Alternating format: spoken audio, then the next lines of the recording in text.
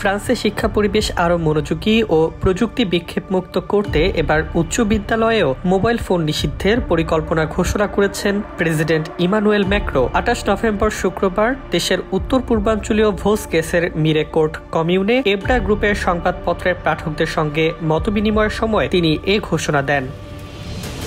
Macro বলেন, আমরা ইতোমধ্যে মাধ্যমিক বিদ্যালয় থেকে মোবাইল ফোন সরিয়ে দিয়েছি। আগামী শিক্ষাবর্ষ থেকে এই সিদ্ধান্ত উচ্চ বিদ্যালয়েও কার্যকর করা হবে। তিনি জানান, বিষয়টি এখন শিক্ষামন্ত্রী এদোয়ার্ড জেফ্রের পর্যালোচনায় রয়েছে।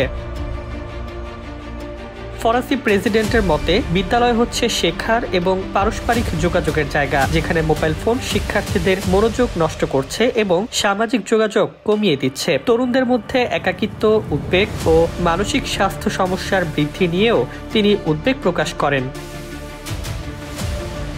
শুধু শিক্ষা নয়, সামগ্রিক রাষ্ট্রীয় নিরাপত্তা ও তথ্য সুরক্ষা প্রসঙ্গেও ম্যাক্রো কঠোর অবস্থান তুলে ধরেন। তিনি বিদেশি হস্তক্ষেপ ও রাজনৈতিক ভ্রান্ত তথ্য নিয়ে জনগণকে মিথ্যা আশ্বাস দিতে অস্বীকৃতি জানিয়ে বলেন, দেশ বর্তমানে বড় ধরনের অস্থিরতা ও অনিশ্চয়তার মধ্য দিয়ে যাচ্ছে, তাই আমাদের আরও সতর্ক ও সচেতন থাকতে হবে। দৃঢ় বন্ধনের আস্থায় শক্তিশালী স্টিলের আরেকটি নাম জেডএসআরএম।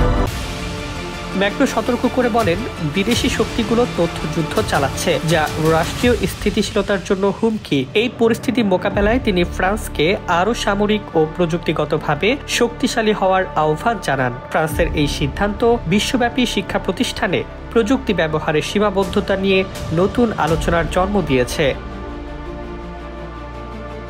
ডেস্ক রিপোর্ট, জয় জয় দিন।